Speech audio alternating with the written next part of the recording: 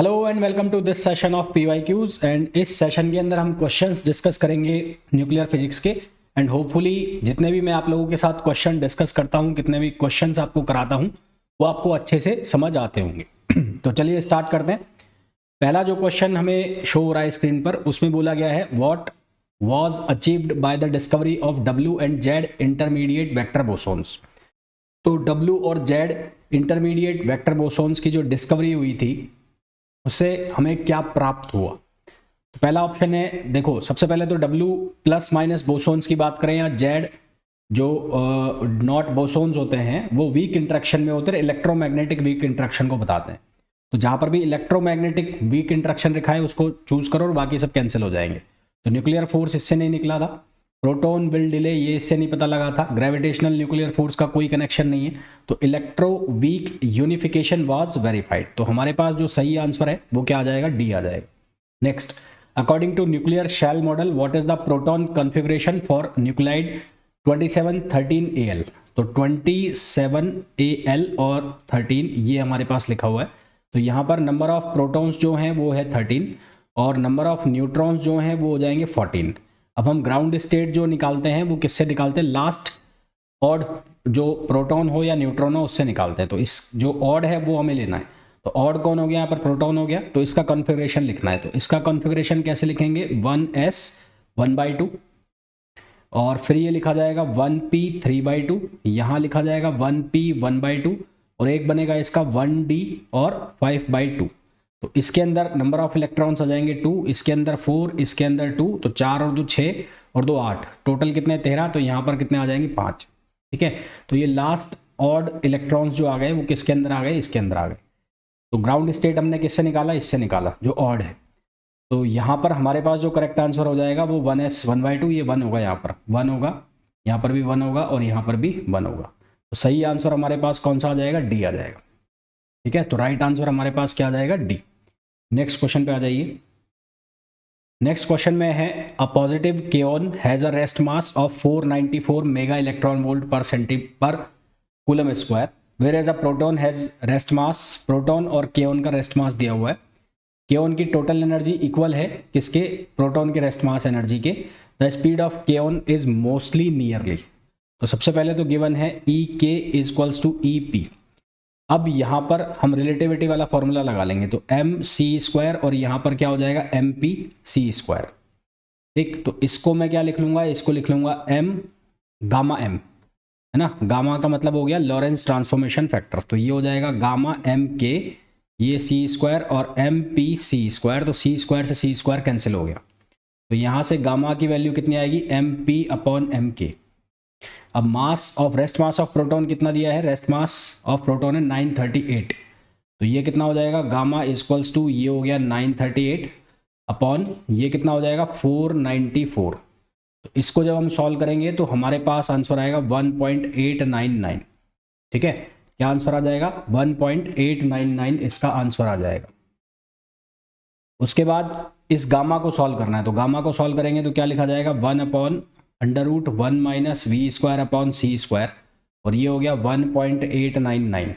अब इसको हमें सॉल्व करना है, तो इसको जब आप सॉल्व करोगे तो इसको कैसे सॉल्व करोगे, इसको आप ऐसे लिख लो 1/√1 minus V square upon C square, ये हो जाएगा 1/8.99।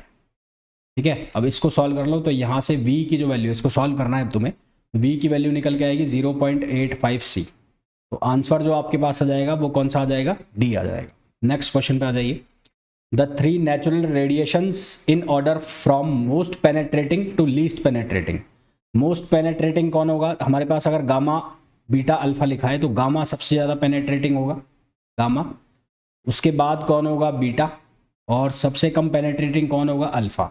देखो मैंने आपको पहले ही बताया था जिसका मास ज़्यादा होएगा वो कम पेनेट्रेटिंग होएगा, मास और चार्ज जिसका बढ़ रहा है वो कम पेनेट्रेटिंग, जिसका मास सबसे कम है चार्ज सबसे कम है वो सबसे ज़्यादा पेनेट्रेटिंग। तो सबसे ज़्यादा पेनेट्रेट कौन करेगा, गामा, फिर कौन करेगा बीटा और फिर कौन करेगा अल्फा। तो सही आंसर हमारे पास कौन सा आएगा, डी आएगा। तो सही डी आंसर इसका आ जाएगा। नेक्स्ट क्वेश्चन पे, which one of the following list the 4 fundamental force of nature in order of increasing strength. तो न्यूक्लियर फोर्स, फिर आता है हमारे पास इलेक्ट्रोमैग्नेटिक फोर्स, इलेक्ट्रोमैग्नेटिक। फिर अगर हम बात करें तो हमारे पास आता है वीक फोर्स, और फिर आता है हमारे पास ग्रेविटेशनल फोर्स, ग्रेविटेशनल फोर्स।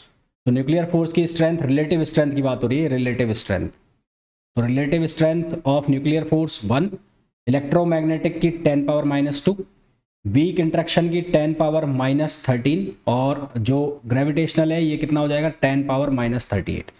तो 4 फंडामेंटल फोर्स में इंक्रीजिंग स्ट्रेंथ में लिखना है, तो सबसे कम हो गया ग्रेविटेशनल, फिर उसके बाद आ गया वीक, फिर उसके बाद आ गया इलेक्ट्रोमैग्नेटिक, फिर आ गया न्यूक्लियर, यानी कि ऐसे बढ़ रहे हो ऐसे। तो हमारे पास जो आंसर आ जाएगा वो कौन सा आ जाएगा, ए आ जाएगा।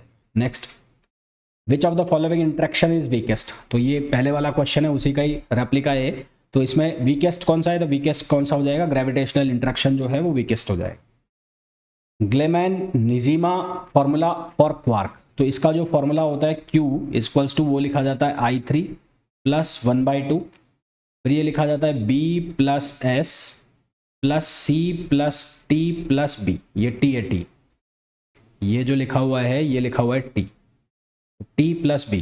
यहाँ जो B होता है वो हो गया बैरन नंबर, बैरन। S जो हो गया वो हो गया स्ट्रेंजनेस, स्ट्रेंजनेस। C की बात करें तो ये है चार्म। वहीं T की बात करें तो ये होता है टॉप, और ये स्मॉल b की बात करें तो ये होता है बॉटम। ठीक है, तो ये फॉर्मूला आएगा। तो फॉर्मूला ये चेक करो कौन सा है, ये A है, तो ऑप्शन A इसका करेक्ट आंसर हो जाएगा। नेक्स्ट क्वेश्चन पे आइए। द रिएक्शन E प्लस और एक है E-, ये एनहेलिएशन है, और एनहेलिएशन में क्या बन रहा है, गामा बन रहा है। तो दो, एक इलेक्ट्रॉन मिल रहा है, एक पॉजिट्रॉन मिल रहा है, उसके मिलने से बन रहा है यहाँ पर गामा, यानी कि एक सिंगल फोटोन निकल रहा है। तो एक सिंगल फोटोन जो निकलेगा, एमिट होगा, उसका जो एंगुलर मोमेंटम है वो कंजर्व नहीं होगा। एक सिंगल फोटोन के लिए कभी भी उसका एंगुलर मोमेंटम कंजर्व नहीं होगा। तो आंसर इसमें क्या आ जाएगा, एंगुलर मोमेंटम इसका कंजर्व नहीं होगा। अगर इसके बाकी आप लेप्टॉन नंबर को देखें तो इसका लेप्टॉन नंबर आ जाएगा -1, इसका आ जाएगा +1। तो यहाँ ये हो गया 0, तो डेल्टा L की वैल्यू कितनी हो जाएगी, 0।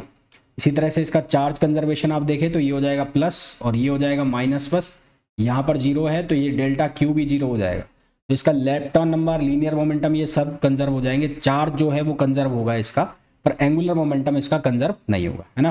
क्यों एंगुलर मोमेंटम कंजर्व नहीं होगा, क्योंकि अगर आप इसकी स्पिन देखें तो स्पिन या तो इसकी बनेगी 0 और या इसकी स्पिन बनेगी 1। भाई एक बार +1/2, एक बार -1/2, तो या तो टोटल स्पिन 0 हो जाए और या स्पिन हो जाए 1। तो 0 हो गया तो ये बन जाएगा सिंगलेट, ये बन जाएगा सिंगलेट, और S=1 के लिए ये बन जाएगा ट्रिपलेट। ठीक है, क्या बन जाएगा, ट्रिपलेट। तो जब S=0 हो जाएगा तो जो गामा है, गामा फोटोन निकलेगा, उसका जो स्पिन आएगा वो 1 आएगा। तो वहां से साफ साफ दिख रहा है कि एंगुलर मोमेंटम कंजर्व नहीं है। पर जब S=1 यानी कि ट्रिपलेट बन रहा है तो गामा उधर RHS पर 1 होगा, पर सिंगल फोटोन के लिए कभी भी एंगुलर मोमेंटम कंजर्व नहीं होगा। तो आंसर हमारे पास क्या आ जाएगा, angular momentum is not conserve. Next, the elementary particle chi, ये काई है, 0 is placed in baryon duplicate shown below. तो इसका आइसो स्पिन बताना है। तो इसका थर्ड कंपोनेंट होता है आइसो स्पिन का, ये काई 0 का, ये काई 0 का आइसो स्पिन जो होता है I3 कंपोनेंट, ये होता है 1/2। कितना होता है, 1/2। और अगर ये माइनस हो तो इसका जो I3 कंपोनेंट होता है ये होता है -1/2। तो ये आएगा कितना, 1/2 आएगा। 1/2 ये जो डिकप्लेट है, ये डायग्राम आपको याद रखना पड़ेगा। तो इसमें इस पोजीशन पे आएगा, यहाँ पर, और ये पोजीशन कौन सी है, यहाँ पर R है, R। तो हमारे पास जो सही आंसर है वो क्या हो जाएगा, R हो जाएगा। Next, in the nuclear shell model the spin parity बतानी है। तो स्पिन पैरिटी बतानी है 15n7। तो Z की वैल्यू हो गई 7 और नंबर ऑफ न्यूट्रॉन्स जो हो गए वो हो गए कितने, 8। तो Z=7 के लिए हमें बताना है। तो Z=7 के लिए ग्राउंड स्टेट जो इसका है, जिसमें हम लिखेंगे 7 के लिए, तो Z=7 के लिए लिखोगे तो क्या लिखा जाएगा, 1s 1/2, ये हो जाएगा 2, फिर आएगा 1p 3/2, यहाँ पर हो जाएगा कितना 4, फिर एक बचेगा 1p 1/2, और यहाँ पर कितना आ जाएगा 1। 1p 1/2 हो गया ये, तो 1p 1/2 ये लास्ट हो गया। तो इसका जो स्पिन बनेगा, स्पिन, वो स्पिन हो गया 1/2। अब इसकी पैरिटी निकालनी है, पैरिटी। तो स्पिन कैसे निकाला, यहाँ पर 1/2 तो यहाँ पर 1/2 आ गया। पैरिटी क्या होगा, -1 पावर L। अब ये P के लिए L की वैल्यू कितनी होती है 1, तो ये हो जाएगा -1 पावर 1, तो ये हो गया -1 और -1 कितना हो गया, हो जाएगा ऑड, तो ये ऑड हो जाएगा। तो यहाँ से स्पिन जो आ जाएगा इसका ग्राउंड स्टेट का वो कितना आ जाएगा 1/2 और माइनस, तो ये आंसर हमारे पास कितना आ गया, बी आ गया। Next, the isospin and strangeness of omega baryon are. Omega का आइसोस्पिन, इसका आइसोस्पिन जो होता है वो कितना होता है 0, और इसका हमें क्या निकालना है स्ट्रेंजनेस, तो इसका स्ट्रेंजनेस जो हम निकालेंगे स्ट्रेंजनेस इसका होता है -3, तो आंसर हमारे पास क्या आ जाएगा बी, 0 और -3। Next, the ratio of magnetic dipole moment to its angular momentum, तो ये रेशो होता है μ/L = E/2m माइनस का, इसको हम बोलते हैं जायरोमैग्नेटिक रेशो, जायरोमैग्नेटिक रेशो। और इस जायरोमैग्नेटिक रेशो को एक और नाम देते हैं मैग्नेटो जायरो, तो इसको हम एक और नाम देते हैं मैग्नेटो जायरो, तो सही आंसर हमारे पास हो जाएगा बी। नेक्स्ट, न्यूक्लियर फोर्स किस तरह के फोर्स होते हैं, तो न्यूक्लियर फोर्स होते हैं शॉर्ट रेंज और चार्ज इंडिपेंडेंट। तो nuclear force are short range force and charge independent, charge पर डिपेंड नहीं करते। Next, in a nucleus with even number of n है, यानी कि नंबर ऑफ न्यूट्रॉन्स है जो इवन है, and odd z, proton number z है, तो ground state spin off the nucleus determined by, ground state हम कैसे निकाल रहे थे ऑड नंबर वाले से, तो कैसे निकालेंगे, the last odd neutrons, last odd protons, तो last odd protons, A answer आ जाएगा। Next, which type of radioactive emitter has the longest half life. देखो अल्फा एमिटर्स जो होते हैं उनकी जो हाफ लाइफ है वो बहुत कम होती है, तो shortest half life, reason being कि ये बल्कि होते हैं, यानी कि इनके पास मास भी होता है, चार्ज भी होता है, तो massive and charge particle and charged, hence very short half life. वहीं अगर हम बात करें बीटा एमिटर्स की, तो बीटा एमिटर्स में क्या होगा कि बीटा एमिटर्स की जो हाफ लाइफ है वो ग्रेटर देन अल्फा। और गामा जो है, गामा एमिटर्स, तो गामा जो है वो खुद ही एक रेडिएशन है, तो gamma is a photon emit in radiation, तो ये एमिशन के बाद रेडिएशन के फॉर्म में गामा फोटोन निकलता है, तो इसकी कोई हाफ लाइफ है ही नहीं, है ना, नो हाफ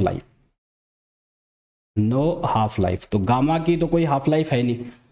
हमें पूछा है लॉन्गेस्ट हाफ लाइफ, तो इस हिसाब से आंसर है हमारे पास वो क्या आएगा, नन ऑफ द अबव आएगा, पर अगर कोई लगाना चाहे तो फिर बीटा एमिटर्स भी लगा सकता है, पर मेरे हिसाब से इसका आंसर आएगा नन ऑफ द अबव, क्योंकि गामा एमिटर्स की कोई हाफ लाइफ होती नहीं है, अल्फा की सबसे कम होती है, बीटा की अल्फा से थोड़ी सी ज़्यादा होती है। नेक्स्ट क्वेश्चन पे आ जाओ, which of the following radiation detector is a phosphor used. तो फॉस्फर किस में यूज होता है, तो ये होता है स्नाइलेशन काउंटर, तो सही आंसर हमारे पास आ जाएगा C. Next, particle that participate in strong interaction में पार्ट करेगा हेड्रॉन, बाकी ये इलेक्ट्रॉन और न्यूट्रिनोज ये सब कौन से होते हैं, लेप्टॉन्स होते हैं, और लेप्टॉन किस में पार्टिसिपेट करते हैं, वीक इंट्रैक्शन में। तो होपफुली जितने भी क्वेश्चंस मैंने आपको कराए हैं बहुत अच्छे से समझ आ गए होंगे, फिर भी आपको कोई डाउट है तो आप पूछ सकते हैं। मिलते हैं नेक्स्ट वीडियो में, till then thank you, bye.